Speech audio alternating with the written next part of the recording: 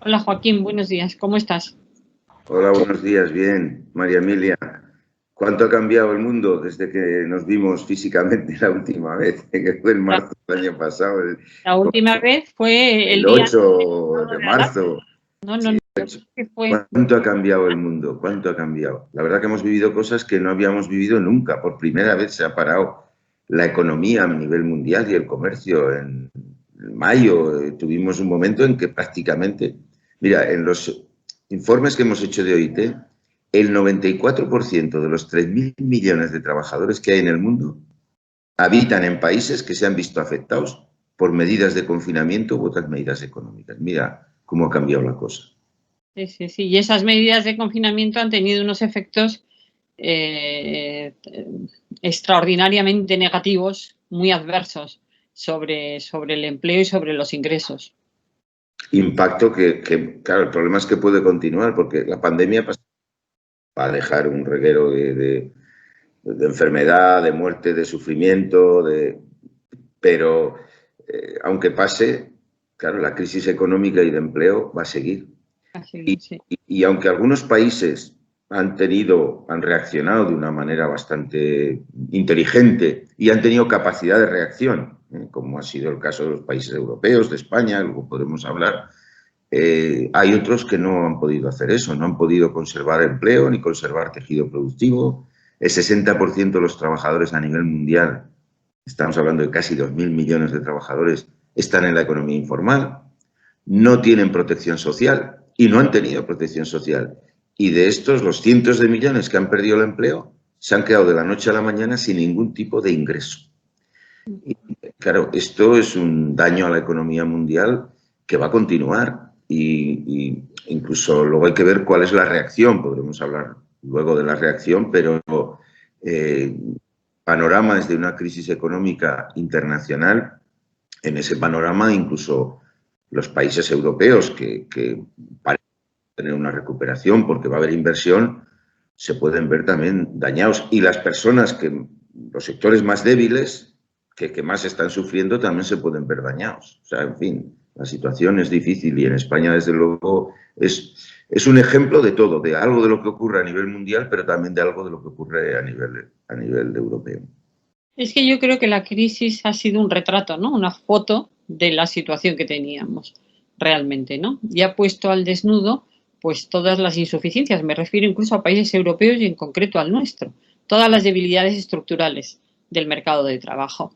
Porque los países que han reaccionado, me muevo en el ámbito europeo, han reaccionado y lo han hecho bien, con unas medidas muy próximas, de manera que no ha habido la ley universal, porque yo creo que han fracasado las instituciones de gobernanza mundial en esta crisis, pero las respuestas que han sido estatales han sido respuestas muy próximas entre sí. Por ejemplo, en Europa la utilización de las técnicas que podíamos llamar para acoger a todos los países de desempleo parcial, que entre nosotros llamamos ERTES y acaban con unas prestaciones de desempleo parcial. Bueno, pues no dejan de ser privilegiadas las personas que están en un ERTE respecto de las personas que no pueden estar en un ERTE, como son privilegiadas las personas que han estado en teletrabajo respecto de las personas que han estado en ERTE. ¿Y quién no es privilegiado? Pues quien no tenía un contrato de trabajo estable, de manera que la precariedad y no digamos la informalidad. Yo escuché en una de las primeras intervenciones al director general de la OIT, creo que en una reunión que se montó en Madrid, por supuesto online, ya en plena pandemia, señalar, advertir de la gravedad del problema de la informalidad en la economía y cómo el trabajador invisible, el trabajador informal, pues lo que tú decías, ¿no? No tiene red alguna de protección, se ha quedado sin ninguna red Claro, de protección. ¿Eh? esto lo que pone de manifiesto es la necesidad de que existan, a nivel internacional llamamos pisos o niveles básicos de protección social, porque estas situaciones nos podemos encontrar con ellas. Y ya entonces, porque eran las primeras estimaciones que estábamos haciendo sobre el impacto en el empleo y en la sociedad y en la economía de las medidas para atajar el COVID, ya entonces anunciábamos un panorama bastante difícil. La verdad es que la realidad ha sido peor de lo que anunciábamos. Sí, Y sí. particularmente América Latina, por ejemplo, bueno, América en su conjunto se ha visto muy afectada porque tanto en los países de América Latina o de Centroamérica, los países en desarrollo que no han podido adoptar ni han adoptado medidas de escudo social de verdad protectoras y se han visto y tienen un nivel de informalidad muy elevado, ese 60% de informalidad, y eso los ha sumido en una crisis económica tremenda. Van a perder el 20% del PIB. O sea, es algo... Pero también incluso en Estados Unidos y en Canadá, a diferencia de la reacción que tuvieron en la crisis anterior, que fue una reacción anticíclica y proactiva, en este caso no han aplicado los expedientes de regulación temporal de empleo o medidas análogas que sí se han aplicado en todos los países europeos, incluida España, y claro, se encuentran con una crisis de empleo y una crisis económica mucho más aguda que la que se encuentra en los países europeos. Bueno, esto demuestra lo que decía, las carencias de los sistemas, las carencias de los sistemas públicos de salud, si existen o no. En América no existen sistemas públicos de salud vigorosos. La existencia de protección social y de voluntad de tener políticas de protección social y de escudo social, la existencia de diálogo social o no, se ha notado mucho. Se ha notado a nivel mundial, pero se ha notado también a nivel continental, por ejemplo, entre Europa y Estados Unidos o Canadá, y eso va a tener consecuencias desde la perspectiva de la situación económica de futuro. Claro, en España se ha actuado más o menos como en Europa y ha habido escudo social, todo es mejorable, pero desde luego nada que ver con la reacción que hubo respecto a la crisis anterior. En esta crisis, el derecho del trabajo, la regulación laboral, la regulación de los derechos de los trabajadores y, si podemos distinguir, ¿no?, las técnicas de protección social como algo distinto a las técnicas laborales, que esto depende de los países, ¿no?, que hay países que las tratan conjuntamente o separadamente, han revelado un papel estratégico. A diferencia de la crisis anterior, de la crisis financiero-económica, en esta crisis, que es una crisis humanitaria, ¿no?, una crisis de salud y, en consecuencia, una crisis de económica, social y de empleo, las técnicas de protección social han tenido un papel verdaderamente decisivo. En ese sentido, han salido reforzadas. Yo creo que el gran debate que tenemos por delante es si esa respuesta es una respuesta que lo es técnicamente, ¿no?, coyuntural y exclusivamente coyuntural, y cuál va a ser la evolución futura desde esas técnicas, porque esas técnicas dejarán rastro. Se ha dicho, en esta crisis ha vuelto el estado de bienestar, ¿no?, frente a décadas de políticas neoliberales, ha vuelto el estado de bienestar. No había dicho su última palabra, ha intervenido el mercado, por ejemplo, para en la situación caótica de falta de material sanitario, encontrar ese material sanitario, y ha intervenido para establecer estas redes de protección. Ahora, ¿esto es sostenible? ¿Hacia dónde caminamos? ¿Cómo encontramos unas reformas de los ordenamientos laborales y, por tanto, los mercados de trabajo y de los sistemas de protección social sostenibles? Hablando de esa sostenibilidad, porque, perdona que sea un poquito larga en esta parte de la conversación, pero leí en uno de los informes, creo que en la 5ª edición, del informe de la OIT, del Observatorio de la OIT sobre COVID-19, algo que me llamó muchísimo la atención, que pone muy de manifiesto pues la diferencia entre países, que en India el confinamiento tan duro que sufrió había provocado un movimiento demográfico de vuelta de los trabajadores informales al campo, al ámbito rural, ¿no?, que estaban en ciudades trabajando informalmente. Y bueno, esto en Europa no se ha producido, ¿no? Pero ¿hacia dónde caminamos, no? El problema depende de cómo se orienten las políticas de recuperación. Claro. Aquí sí que vamos a poder hacer una experiencia, y una experiencia muy interesante en el caso europeo. Creo que ha sido un acierto haber adoptado ese acuerdo para la recuperación con inversiones de apoyo a esa recuperación millonarias, que son necesarias. En el caso de España, hablar de 140.000 millones es hablar de cantidades muy importantes, y la forma de 70.000 millones que serán sin devolución y los otros 70.000 en créditos en condiciones posibles. Bueno, estamos hablando de una posibilidad de recuperación importante. Bueno, se ha tomado ya la primera decisión, que era la de invertir. La cuestión ahora está en invertir en qué.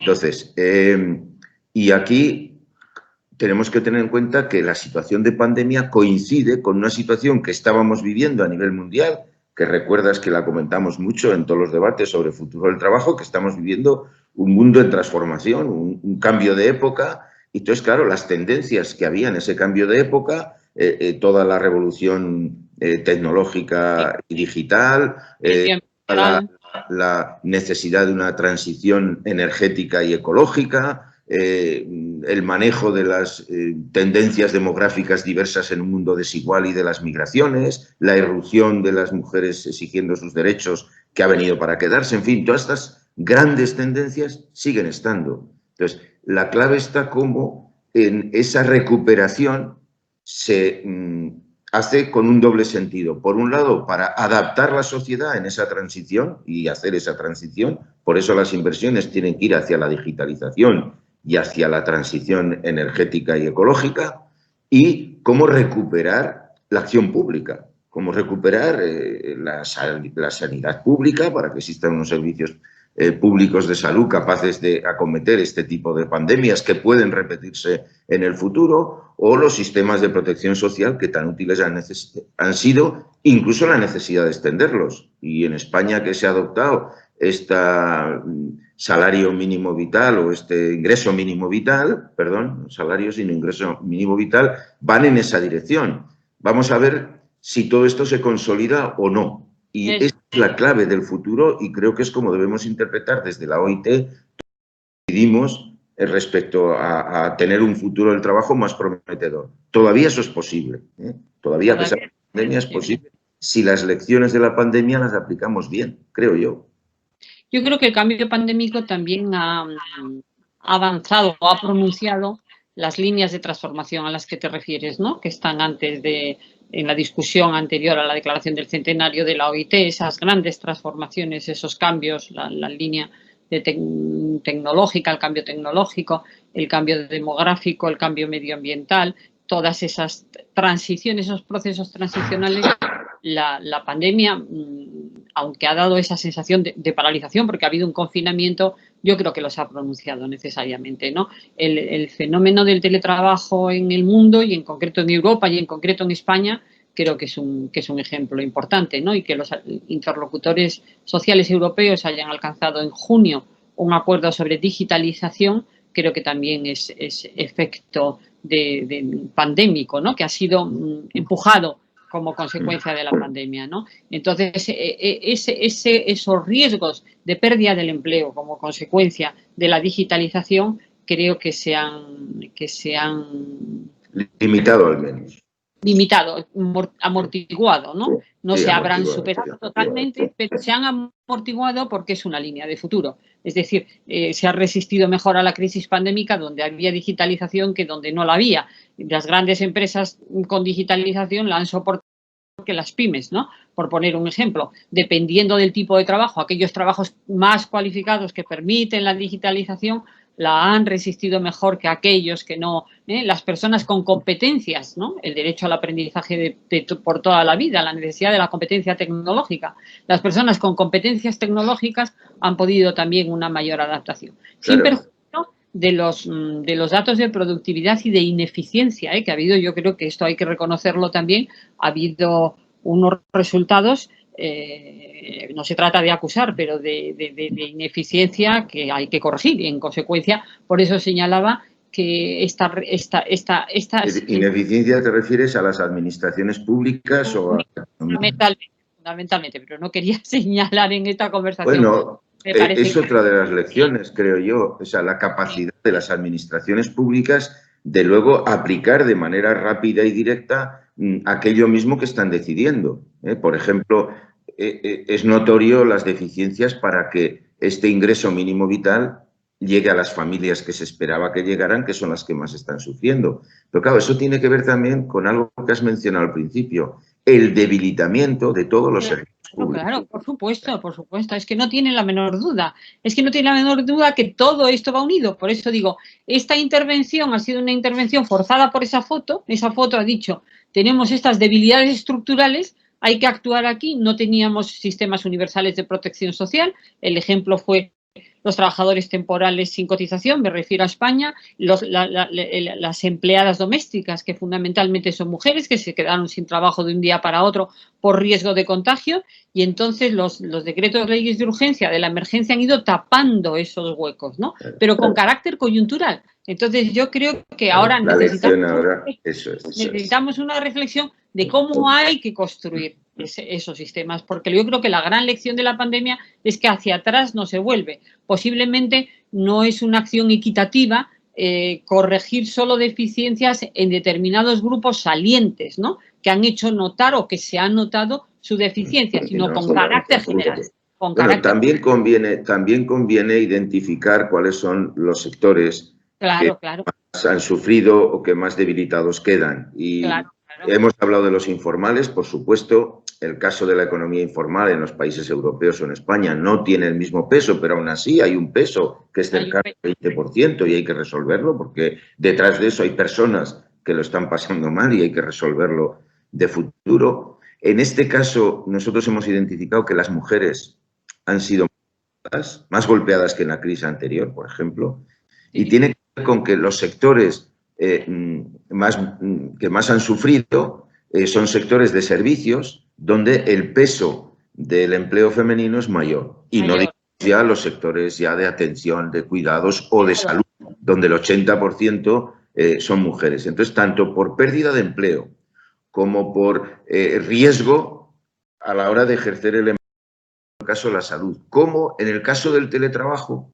como todavía existe y muy acusada la situación histórica de que las mujeres son las que se ocupan de las tareas del hogar y de las tareas de cuidados no remuneradas, claro, cuando ha llegado la necesidad de trabajar en teletrabajo, ha sido peor la situación de las mujeres que la situación de los hombres, que también se ha visto afectada, pero no de la misma manera. Entonces, esto ha revelado que sí, que una visión de género, tanto a la hora de identificar qué es lo que sucede como de soluciones, hay que seguir manteniéndola. Y luego nos preocupa el asunto de los jóvenes. Porque los jóvenes, claro, desde el punto de vista sanitario no han sufrido como han sufrido las personas mayores, por supuesto, que han sido, en fin, han estado en una situación de verdad tremenda, dramática. Pero, o sea, desde el punto de vista sanitario no, pero desde el punto de vista del empleo y desde el punto de vista de su futuro, la situación de los jóvenes es muy preocupante. En España ya, por ejemplo, el desempleo supera el 40%, pero eso está pasando en todos los países. El desempleo dobla o triplica la media de desempleo. Entonces, países europeos donde estás hablando de un 7, un 8% de desempleo, pero es que estás hablando igual de un 15 o 20 de desempleo juvenil. Entonces, eso nos preocupa. Nosotros pensamos que sería bueno reeditar la garantía juvenil europea. Y España particularmente también debería, que seguiría el principal beneficiario de esta garantía juvenil europea, pero tendría que adoptar medidas serias para acometer esa situación juvenil, de forma que no haya una joven o un joven sin tener un trabajo y se le oferte un empleo o se le oferte un estudio. Entonces, hay que identificar los sectores también para cuando se adopten las medidas de recuperación, adoptarlas con criterios, sí, de digitalización, de transición energética y ecológica, pero también de atender a los sectores que se han quedado más debilitados. Yo creo que, bueno, las predicciones señalan, desgraciadamente, que la igualdad de género, que está en el corazón de las relaciones de trabajo actuales, va a sufrir décadas de retroceso, ¿no?, según algunas predicciones, de manera que tenemos que atender necesariamente. No se puede construir la recuperación sin un pronunciamiento claro y sin una opción clara por la igualdad de género. Me parece absolutamente esencial.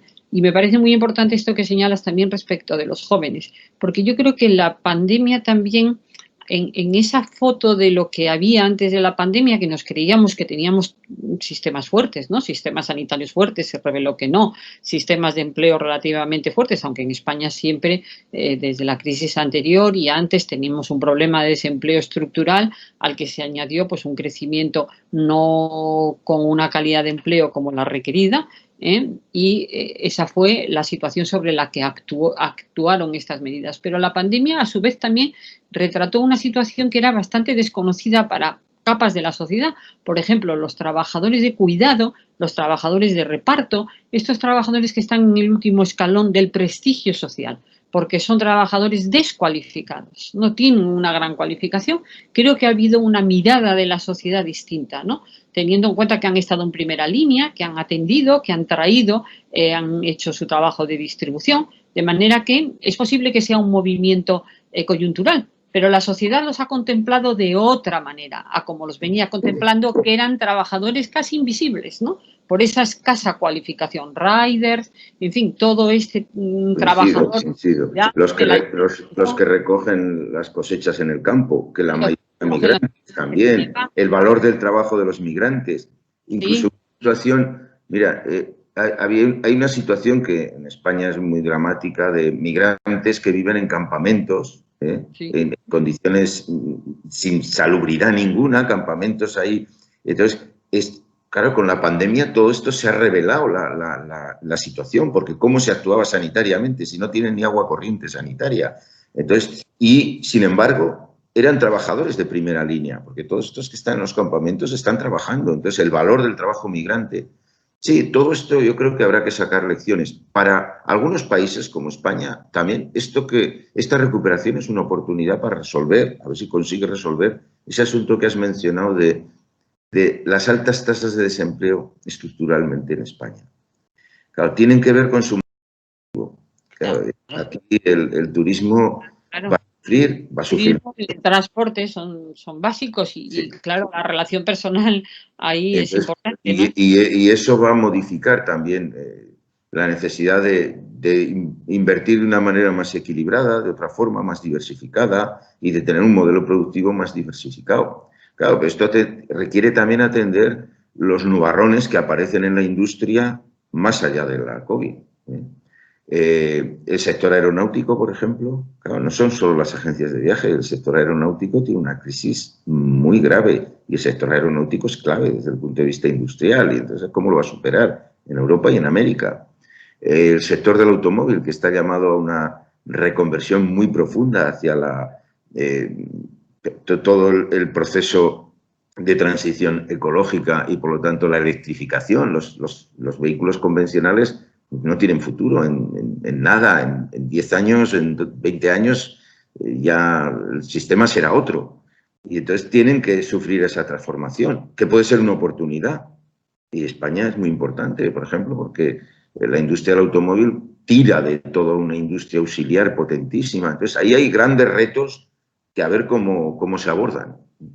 Pues yo creo que sí, y luego me gustaría en esta conversación que tenemos de decir dos cosas que me han quedado en el tintero antes de pasar a los sectores industriales, que creo que la política industrial europea pues ha estado muy presente y la digital, ¿no? Lo que se llama la soberanía industrial de Europa y la soberanía digital, no dependencia de otros mercados. Bueno, yo creo que en la pandemia se ha visto la dependencia del mercado chino, que digo, esto está en la última cumbre de jefes de Estado y de Gobierno de la Unión. Pero quería decir antes, cuando estábamos hablando del cambio de esa valoración social hacia los trabajadores de primera línea, que son los últimos en la escala de la valoración social, creo que eso no se ha acompañado de una valoración, de una buena mirada, de una mirada igual hacia los jóvenes. Que antes que tú aludías al desempleo juvenil. Y me parece que no sé si soy injusta en lo que voy a decir o poco analítica o me separo de la realidad, que el joven ha hecho una buena mirada hacia los mayores en esta crisis, pero falta que los mayores hagan la buena mirada hacia los jóvenes, ¿no? Me parece a mí que ese y socialmente también, que hemos de completar ese proceso, ¿no? Hemos de completar ese proceso, porque claro, estos jóvenes sostendrán o sostienen a los mayores, pero tampoco sabemos quiénes les van a sostener a ellos, ¿no? Y tenemos las sociedades, por lo menos las sociedades europeas, donde quizás estas afirmaciones generales son muy peligrosas, necesitan ser muy matizadas en cada supuesto, pero las sociedades tienen más dispositivos de atención hacia las personas mayores, que es una buena evolución, ¿no? Las políticas de envejecimiento activo, que hacia los jóvenes, ¿no? Y, por ejemplo, en los rebrotes, esta culpabilización de los jóvenes, que son los jóvenes, creo que necesitamos también esa mirada hacia el joven para dar el valor que merece a sus oportunidades de futuro, a sus oportunidades de enseñanza, de estudio, de aprendizaje y a sus oportunidades de empleo. Porque un país con más de un 40% de desempleo juvenil creo que no tiene un buen futuro, ¿no? Que eso hay que atenderlo en la línea que tú señalabas. Y luego quería decir... Muy interesante lo que dices. Sí, creo que esa mirada Sí. nuestra hacia los jóvenes tiene que ser consciente de esta problemática estructural, ¿no? Del joven, que no es el joven de nuestra época, que tuvimos empleo, que accedimos, no. Es que ahí hay un estatus de necesidad tan importante como en los mayores. Y yo, vamos, me parece terrible el sufrimiento de las personas mayores en esta crisis. Posiblemente en la historia no ha habido otra enfermedad infecciosa en la que se relacionara más claramente la edad con la letalidad, ¿no? Pero las sociedades, y bueno, ha fracasado, claro, el modelo de residencias, como un modelo de aparcamiento de personas mayores. Eso hemos de mirarlo también. Pero las propias personas mayores, creo que también ha habido algo de reconciliación en ese sentido, porque los jóvenes han ayudado a los mayores, pero hay que mirar ahí, ¿no? Para organizar la sociedad. Y luego una última cosa que quería decir en esta parte de la conversación es que la parte en la que yo soy más crítica respecto a las medidas de coyuntura, que creo que ha sido una capacidad de reacción verdaderamente importante de todos los estados, que tampoco la ha hecho la Unión Europea, sino que, insisto, son respuestas estatales, ¿no? Ha sido, claro, pues esa concepción de la pandemia como un acontecimiento brusco que nos puso de un día para otro en el confinamiento, pero del que esperábamos salir también con una cierta rapidez, cuando se hablaba de la bajada y el crecimiento en V, ¿no? Y aquellos anuncios en televisión, un día menos, pero un día menos ¿para qué? Pues como para volver a la normalidad, ¿no? Entonces, los ERTEs que han funcionado y más o menos eso ha existido en Europa, llamados de una manera o de otra. Pues yo creo que un defecto es la falta de formación que ha acompañado a los ERTEs.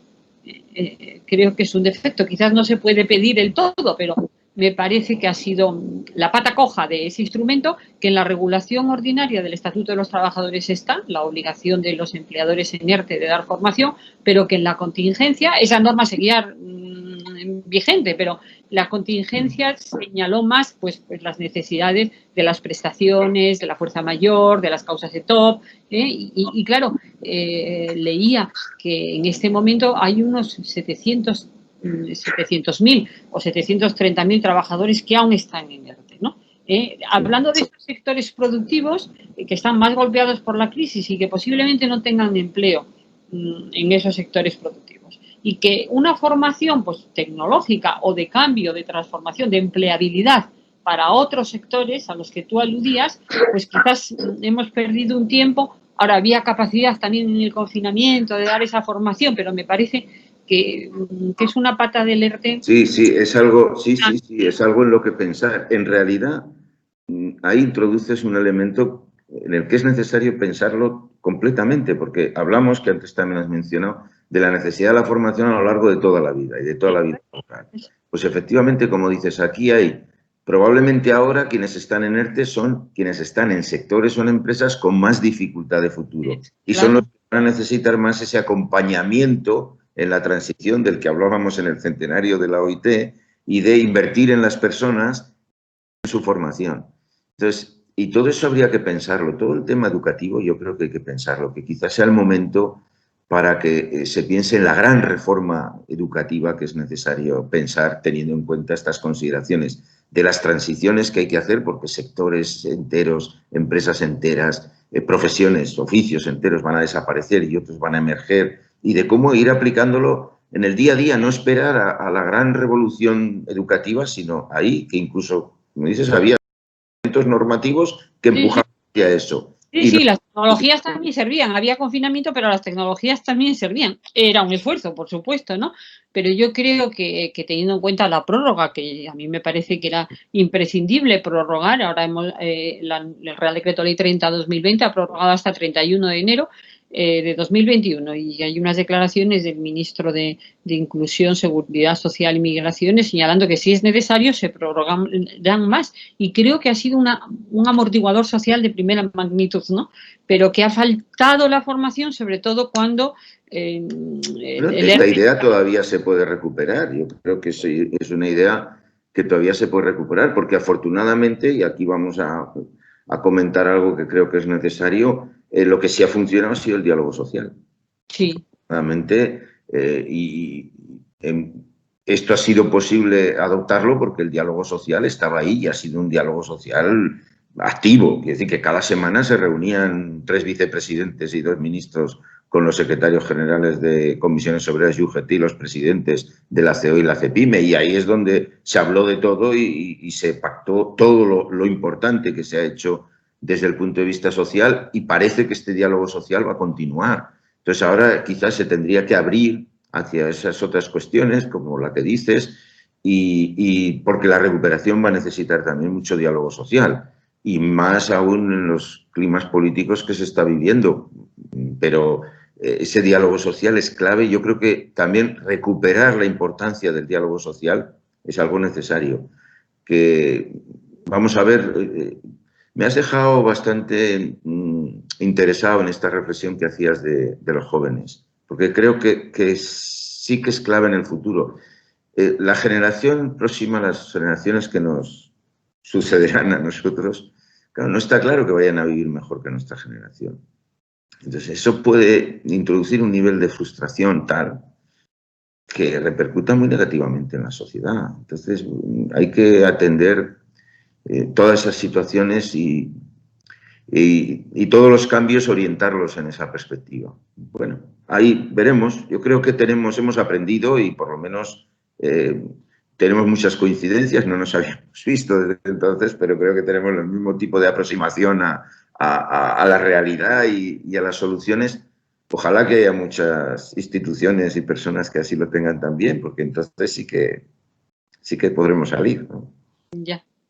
Hombre, a mí me parece que con toda vamos, es una calamidad inconmensurable, ¿no? La pandemia, ojalá no la hubiéramos sufrido y ojalá no la hubiéramos conocido nunca, pero como la estamos sufriendo, la seguimos sufriendo, pues hay que ponerse en el análisis serio de la situación, ¿no? Y buscar las medidas.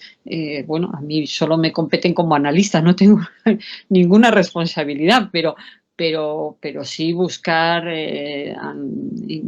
conocer, ¿no? Conocer y de tener los datos y en los debates que podemos tener, pues buscar lo que consideramos que son las salidas mejores en esta situación. El conocimiento es imprescindible. Eso, bueno, responsabilidad, me vas a perdonar que te diga, como académica y con todo tu historial, una cierta responsabilidad, no sé cómo diría yo, moral, intelectual, sí que tienes. Y que, bueno, por supuesto, decir que yo no he sido...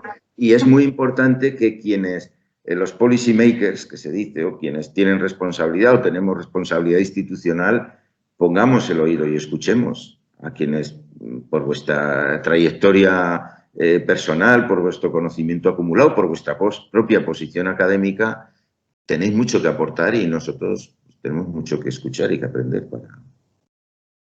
para ayudar con las medidas necesarias. Es un intercambio, ¿no? Yo aprendo mucho de la OIT, ya digo que consulto toda la información continua, que además lo ha puesto al día, ha utilizado el índice Oxford con rigurosidad sobre confinamiento, efectos del confinamiento. Yo creo que se han hecho muchos análisis, ¿no? Se han hecho muchos análisis muy serios sobre la situación y que a ese futuro al que nos enfrentábamos, que todos sabíamos que el derecho al trabajo, insisto, y protección social lo situemos dentro o fuera, ¿no? El welfare como concepto que es autónomo, que está dentro de las técnicas laborales del mercado de trabajo, sabíamos que tenía que cambiar.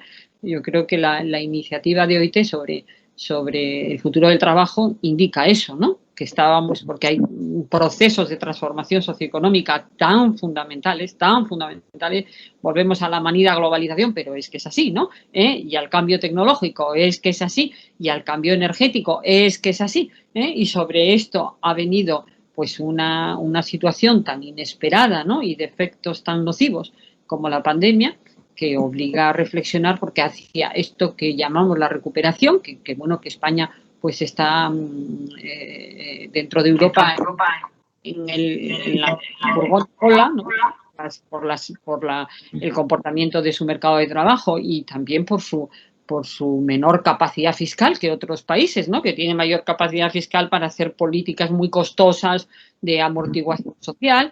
Por eso tú decías la importancia de los fondos europeos en el endeudamiento español. Bueno, pues conociendo el sector productivo, las debilidades del sector productivo español, las debilidades del empleo, pues encontrar unas políticas que nos permitan enfrentar esa recuperación de la mejor manera posible, porque ahora sí, ¿no? Todos como ciudadanos tenemos responsabilidades y yo creo que buscar la sociedad mejor, ¿no? Donde todo el mundo pueda vivir mejor, ¿no? Creo que es un gran objetivo. Y en ese vivir mejor me parece que el trabajo y la protección social no como alternativa al trabajo, porque debemos construir una sociedad de personas, de trabajadores como valor social y valor personal, ¿no?